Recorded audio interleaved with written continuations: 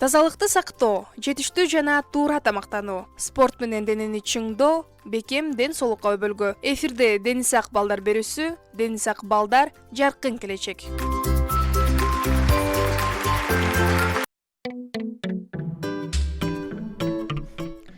Салам достор, эфирде Дениз Ак балдар күчтүү мамлекет берүүсү, аны мен Жасмина Сайдиманова алып барам. Бүгүн бизде конокто Владимир Ильич Ленин атындагы орто мектебинин 6-класстын окуучулары кош келипсиңер. Бүгүн биз телефон жана соц тармактар жөнүндө кеп кылабыз. Алгач сөздү Эмилге берсем, Эмил бизге телефондун эрежелери жөнүндө айтып берет. Салам достор, силер мен Эмил, мен силерге азыр телефондун эрежелерин айтып берем. Биринчи, коңгуроого 4 секундтан кийин жооп бериңиз. Анткени ага чейинки маалда электромагниттик толкундардын таасири өтө күчтүү болот жана тарайт. Экинчи, сүйлөшүп бүткөндөн кийин телефонду кулактын түбүндө кармап туруп өчүрбөңүз.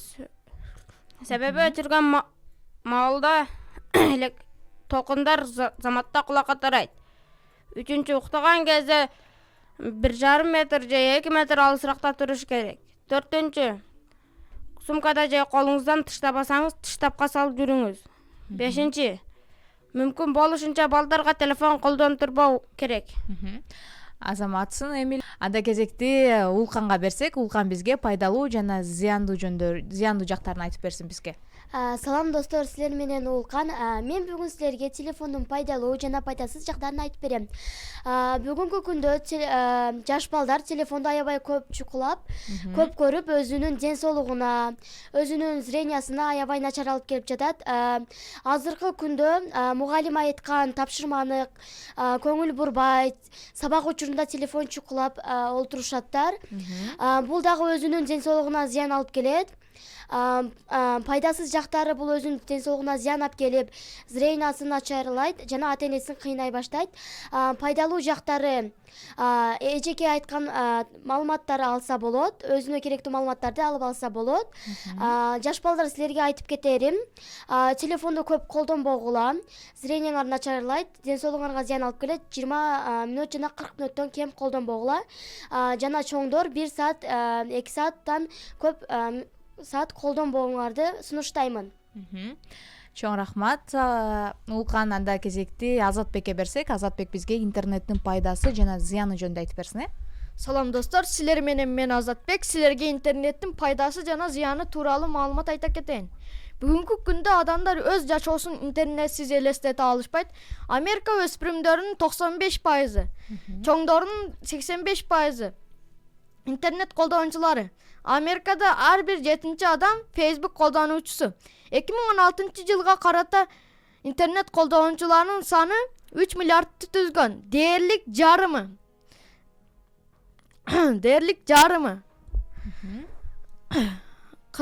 Ал эми Кыргызстанда 88% 3G интернети менен камсыздалган.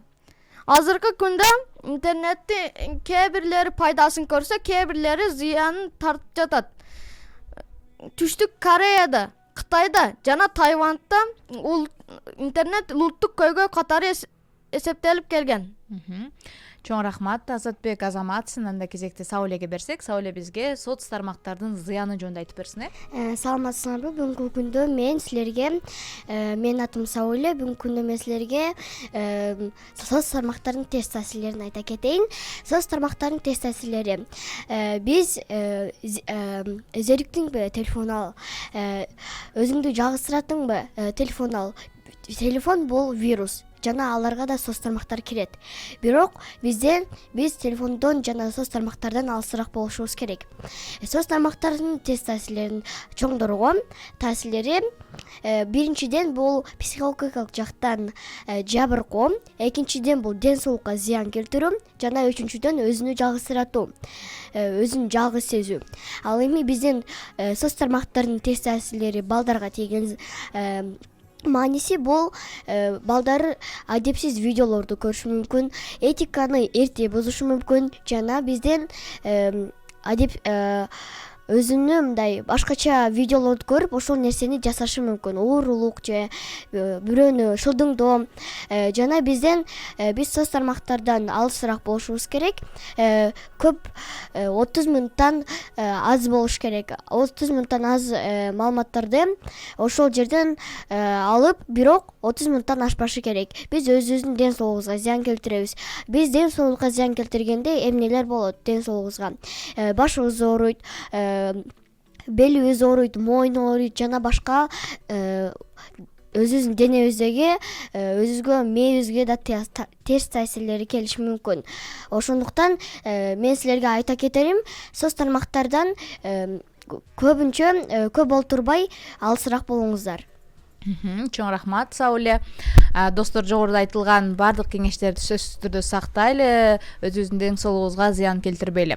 Анда кезекти Чолпон айга берсек, Чолпон ай бизге родительский контроль жөнүндө айтып берет, Салам достор, менин атым Чолпон ай. Мен силерге бүгүн родительский контроль жөнүндө айтып бергим келет. Биринчиден эле родительский контроль деген сөздү которуп кетсем, бул ата эненин көзөмөлү дегенди түшүндүрөт.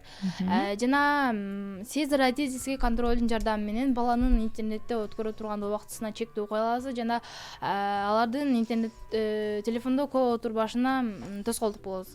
Дагы айта кетерим, балдардын телефон көрүүсүн көзөмөлдөө керек жана алардын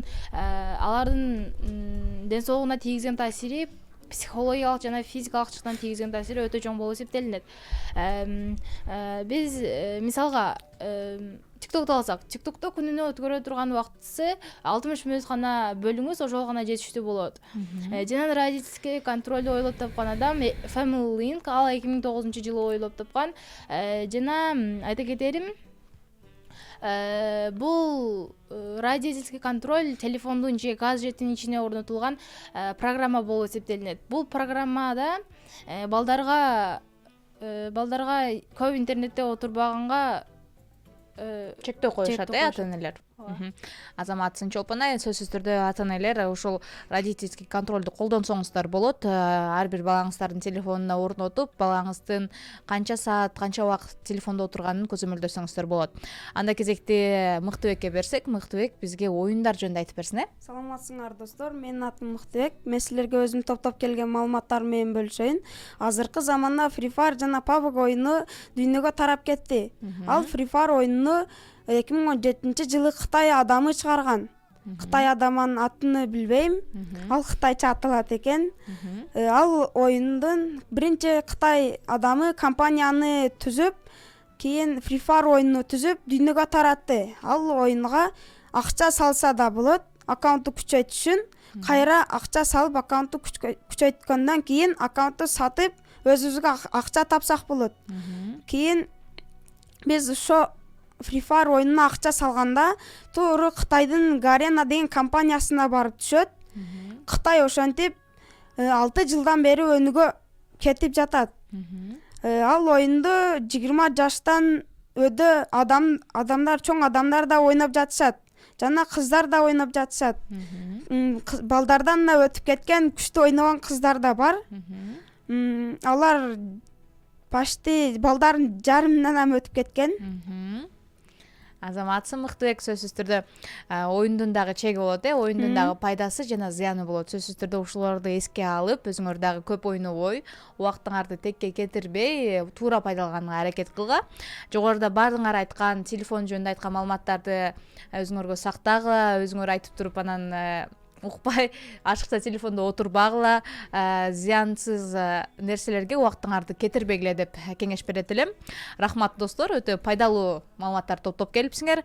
Эфирде Дени Сак балдар күчтүү мамлекет берүүсү болду. Кийинки эфирден амандашканча сак саламатта калгыла. Саламатта калгыла.